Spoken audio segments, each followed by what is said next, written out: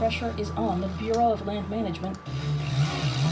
You have to ask yourself, what exactly are they destroying in this area? That's all desolate wasteland right there. But the pressure is on the Bureau of Land Management to open up Utah's unprotected wilderness to senseless off-road vehicle destruction. Senseless off-road vehicle destruction.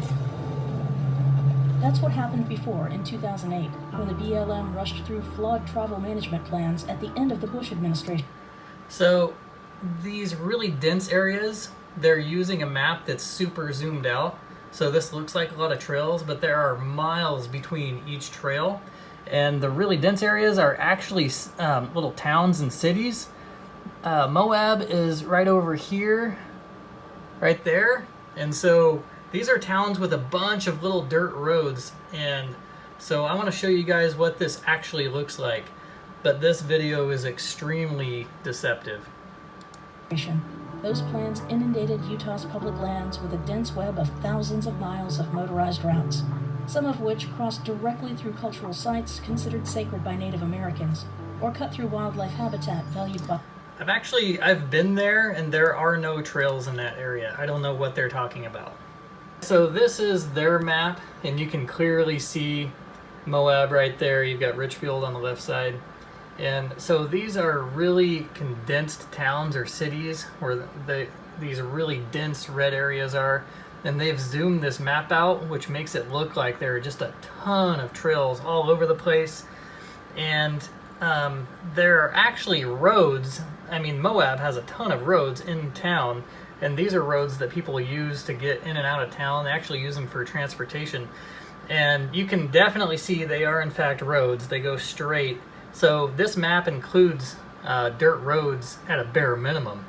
So this is a very deceptive map, and I will show you right now what this area actually looks like on a map. So this is Moab right here. This is the little town of Moab. You can see all these roads. You can see the small amount of single track around the town. And then if we zoom out, and again, compare this to their picture where you couldn't even see the map through all the red. This is a way more accurate way to view the area. I just kind of wanted to show how deceptive that video is. If they're using tactics like that, then you can't really trust a lot of their information. So just wanted to throw that out there because they're doing something like this to where they're zooming all the way out. And the only way you can even come close to their image is if you show all roads and trails. So it really doesn't make sense at all. You zoom in and there are not a ton of trails around this area. I mean, that's not very many at all. You zoom way in, we might get some single track in here, but there's really not much in between each one. Like, that's a huge area between trails right there.